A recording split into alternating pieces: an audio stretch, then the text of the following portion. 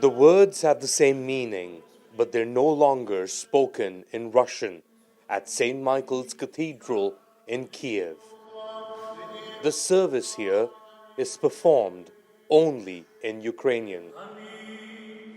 First visible sign of Ukrainian Church is a service on modern Ukrainian language, because Russian Orthodox Church until now use Old Slavonic language.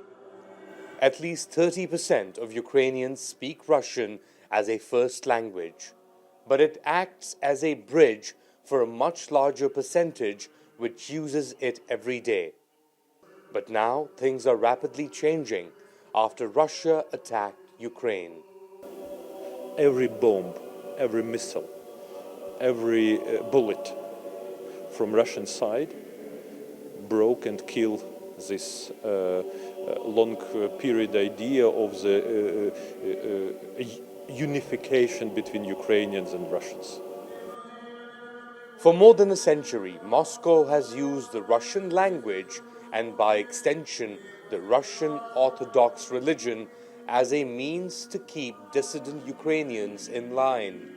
Now the Kremlin is using a supposed threat to the Russian language and identity in Ukraine to justify its use of force.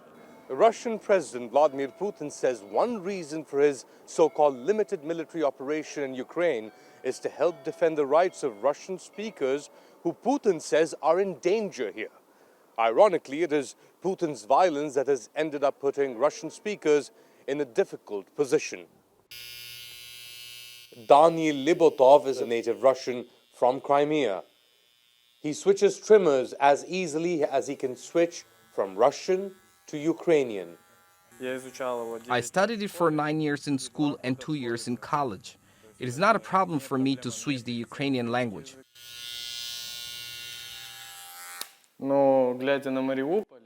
Looking at Mariupol, I can say that the Russians are not going to free anyone. They're going to free us from the normal life that we had before. Artem Kobzin, a Russian from Crimea, knows where he stands, firmly against Moscow's aggression. Putin? Yes. No, he's bad. He is giving up on his first language and will only speak Ukrainian until Russia pulls back its forces. I will not be called a fascist because I want to speak the language of the country in which I live, and not the language that once upon a time imposed here by force. The Russian language in Ukraine was planted by force. Before communism came, everyone in Ukraine spoke Ukrainian.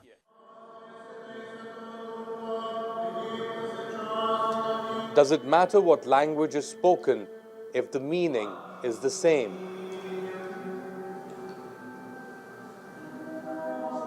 For a growing number of people in Ukraine, it most certainly does, as they pray and fight to keep their nation alive. Ali Mustafa, TRT World, Kiev, Ukraine.